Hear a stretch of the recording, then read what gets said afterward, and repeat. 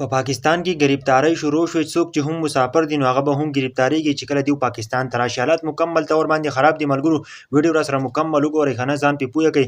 اوس تاسو سره هم موقع ده، ګوره ویډیو مکمل وګورئ، وروسته بیا ارمان کوئ ځکه که نه چې په پاکستان کې ګرفتاری شروع شوي دي، ځکه چې سرکاري ملازمین دي نو هغه به هم ګرفتاریږي او د هغوی نوکرۍ به هم ختمیږي. او بل طرف چې څوک مسافر دی هغه کله پاکستان ته راځي نو هغه په هغه ټیم سره ګرفتاریږي. دا کوم قسم خلک دي، دا به ولې ګرفتارۍ، اصل وجه څه ده؟ نو مکمل حقیقت درته شریکوم.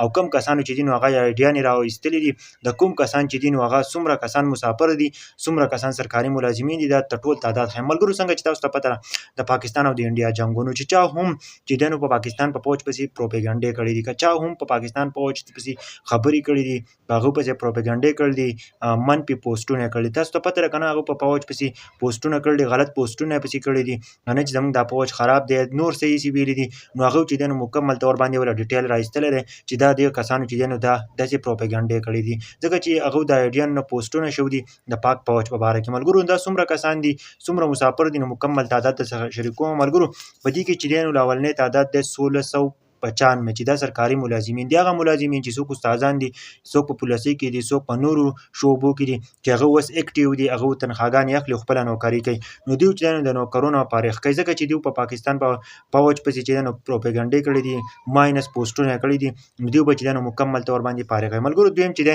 نو مسافر دي، څوک چې 1167 مسافر دی، هغه مسافر چې څوک چې په سعودي عرب کې دي، دوبۍ کې دي یا نورو ملکونو کې دي، هغه په پاک فوج پسې زموږ د پاکستان په فوج پسې چې دی نو ماینس پوسټونه کړي، ګنډې پسې کړي، غلطې انکشافات یې کړي، نو هغه چې دی نو مکمل طور باندې به دا ګرفتاریږي. کله چې دوی هم پاکستان ته راشي او دوی به چې دی نو د ایرپورټ نه سیده ګرفتاري. ملګرو بل طرف ته چې دی نو 2345 ریټایر کسان دي چې هغه چې دی نو تنخواګانې اخلي، هغه چې دی نو د خپلې شعبې نه چې دی نو هغه ریټایر شوي دي. ملګرو څنګه چې تاسو ته پته ده استاد چې ریټایر شي نو هغه له بیا چې دی نو پاڼه هم ورکوي او هغوی ته چې دی نو پنشن هم ورکړی کېږي، وروسته ولې روپۍ ورکړی کېږي. نو مکمل طور باندې به دا به کټ کېږي، ځکه چې دوی په پاکستان په فوج پسې پروپیګنډې کړي دي، ځکه چې د پاکستان فوج چې دی نو هغه د دې ملک دپاره لګیا دی او دوی چې دی نو بیا پسې هم پروپیګنډې کړي دي. ملګرو دا نوي معلومات راغلو که نه، څنګه چې تاسو ته پته ده موږ له ټولو له پکار ده چې د فوج چې دی نو هغه موږ اپریشیټ کوو، ځکه چې زموږ فوج دی زموږ دپاره جنګېږي، موږ د هېڅ نه نه یو خبر په پاکستان کې چې دی نو موږ چې دی نو په حفاظت باندې.